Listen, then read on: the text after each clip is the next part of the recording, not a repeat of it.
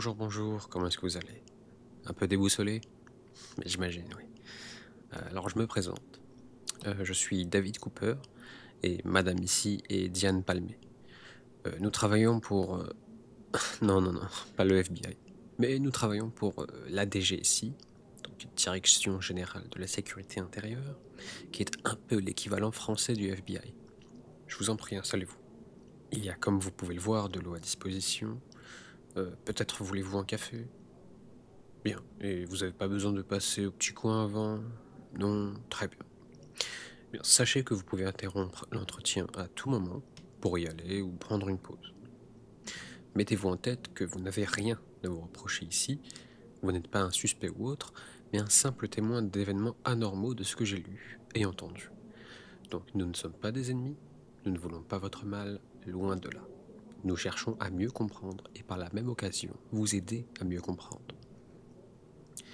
Bien, est-ce qu'on peut commencer? Très bien. Alors, je vais vous expliquer la façon dont va se dérouler l'entretien. Vous avez témoigné à ma collègue quelques heures plus tôt, qui a mis sur papier votre déposition, je l'ai lu, donc vous n'aurez pas à raconter tous les faits encore une fois. Je vais lire votre déposition devant vous, et au cours de la lecture, je vais vous demander de confirmer certains propos, de les approfondir, vous poser des questions en lien avec certains passages de votre déposition. Est-ce que ça va? Vous comprenez la façon dont on va procéder? Très bien, d'accord. Alors merci de votre coopération. Alors je commence. Tout commence il y a quelques jours lorsque j'étais en voiture aux alentours de 15 heures. Une lumière blanche m'a un peu aveuglé. Il y avait une boule blanche dans le ciel dont la taille était difficilement mesurable. Elle est restée 1 ou 2 secondes avant de disparaître en allant très rapidement vers l'ouest. Je roulais avec un ami et on s'est arrêté en plein milieu de la nationale pour discuter de ça. Il n'y avait personne sur la route à ce moment précis. On a tourné la tête au même moment. Mon ami m'a dit: T'as vu ça? J'ai dit: Oui, c'était quoi? Il m'a répondu: Je sais pas. On a repris la route. Alors j'aimerais vous poser quelques questions par rapport à cet événement en voiture. Tout d'abord, est-ce que c'est vous qui conduisiez? Ne vous en faites pas, nous n'allons pas vous mettre en contravention pour vous être arrêté sur une nationale. Nous n'en avons pas les pouvoirs. Et puis ce n'est pas une priorité. D'accord. Alors, juste... Voilà.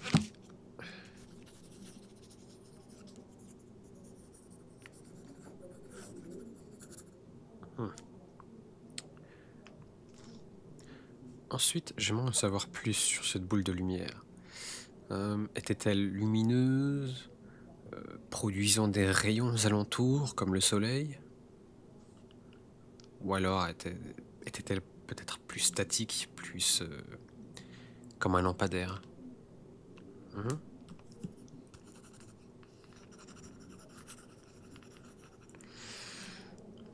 Alors j'aimerais savoir si vous avez pensé à l'éventualité que cette boule ne soit pas une boule de lumière, mais plutôt un objet à apparence métallique qui reflèterait le soleil. Je sais que certains ballons météo ont une apparence un peu argentée, et nombreux d'entre eux sont responsables de ce type de témoignage. Hein. Mhm. Juste...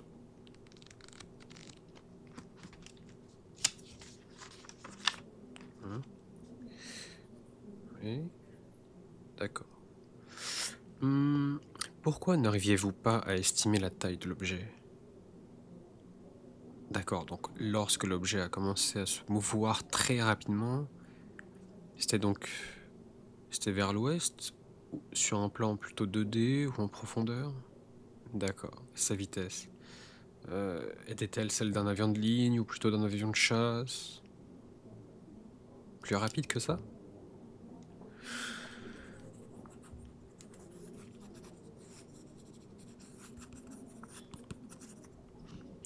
Assurément, vous avez assisté à un bien étrange phénomène. Je n'arrive pas à savoir quel phénomène connu à cela correspond. Avant de continuer la lecture, j'aimerais qu'on me parle de votre ami. Est-ce que vous avez mentionné l'incident plus tard dans la journée ou les jours d'après avec lui? Hmm. Il n'en a pas reparlé? Bon, alors je continue.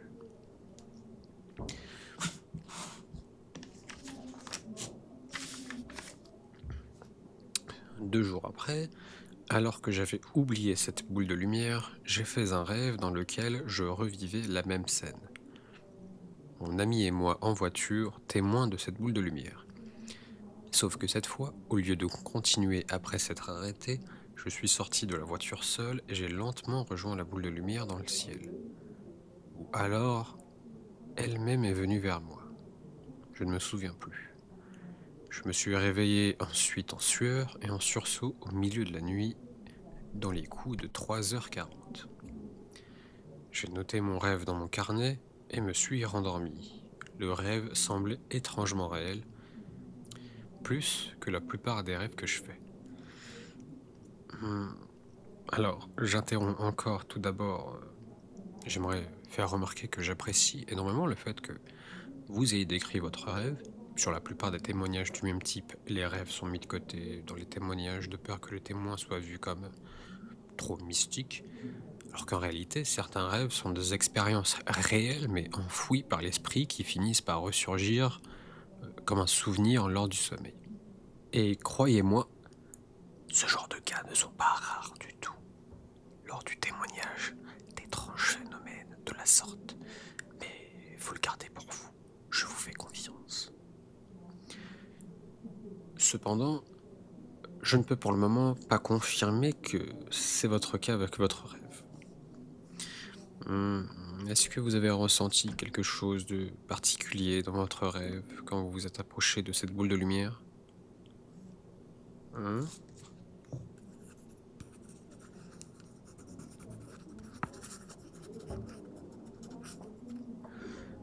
Est-ce que vous pouvez comparer ce sentiment que vous avez eu avec quelque chose que vous avez déjà vécu par le passé?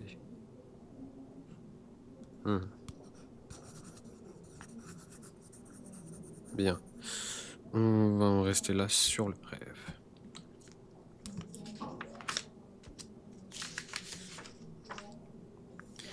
Alors je continue.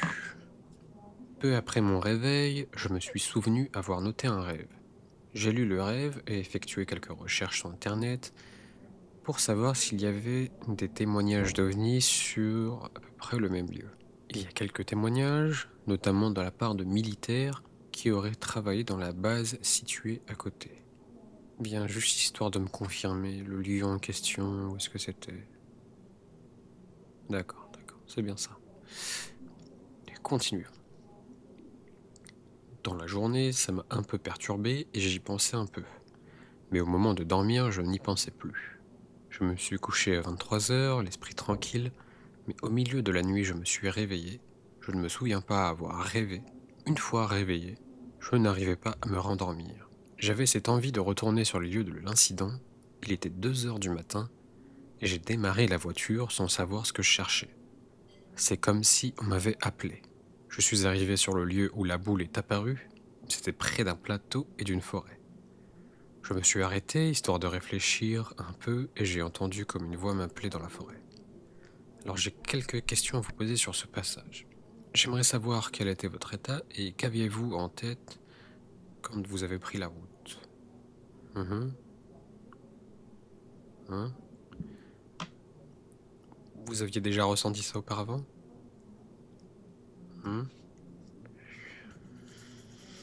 Une voix. Une voix qui aurait prononcé des mots.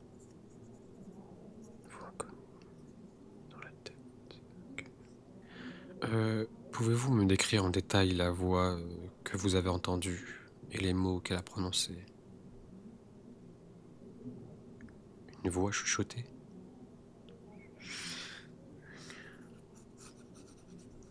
Est-ce que vous avez déjà entendu une voix similaire au cours de votre vie? Bien, bien. Continuons. Je me rappelle avoir quitté mon véhicule à 2h38. J'ai commencé à marcher dans la forêt dans la direction qui me semblait la plus juste. C'était comme si je connaissais déjà le chemin d'avance, alors que c'est la première fois que je pénétrais dans cette forêt. Il faisait presque totalement noir, je n'y voyais pas grand-chose, mais j'ai continué à avancer pendant de longues minutes, je dirais. J'ai commencé à entendre des voix dans ma tête, les mêmes qu'en voiture. Elles me disaient « Tu y es presque ». Vous avez utilisé le pluriel ici. Il y avait plusieurs voix différentes? Donc ce n'est pas comme quand vous étiez en voiture. Attendez, vous sentiez leur présence se multiplier au fur et à mesure que vous marchiez?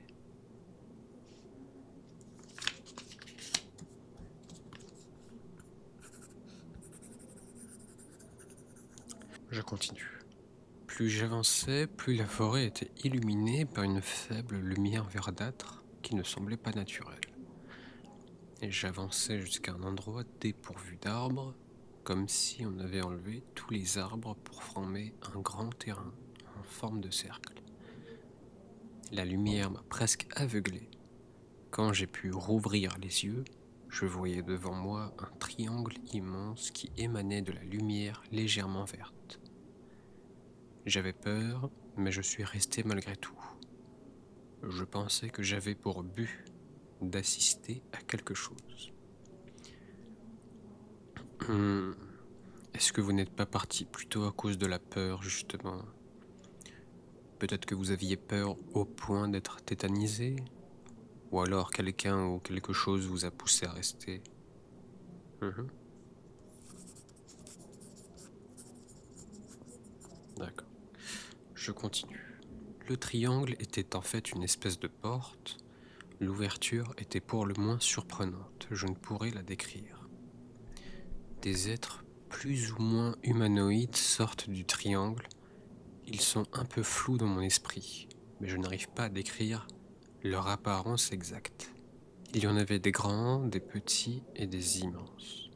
Des immenses êtres. Immenses comme un chêne, une maison, une tour. Hein?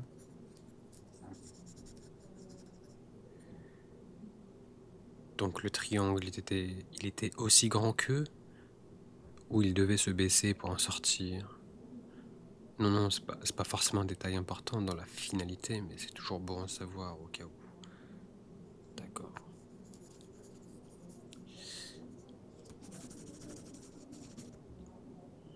Nous ne t'avons pas oublié. Nous ne t'en voudrons pas. Allô? Allô, allô? Vous m'entendez? Oui, vous étiez un peu dans les vapes. Ça va aller? Vous êtes sûr? Vous préférez pas prendre une pause? Un verre d'eau peut-être? Bon, d'accord. Dans ce cas, on va continuer, mais si l'entretien vous met vraiment mal à l'aise, n'hésitez surtout pas à me le notifier. On peut arrêter là pour aujourd'hui, ou tout simplement s'arrêter tout court. Alors je continue la lecture.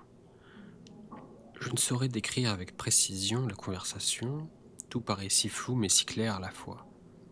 Je me souviens avoir été choisi, entre guillemets, pour un grand projet interplanétaire visant à libérer les peuples du joug de la matière, de l'immatériel. Je dois vous avouer que cette partie m'a quelque peu troublé.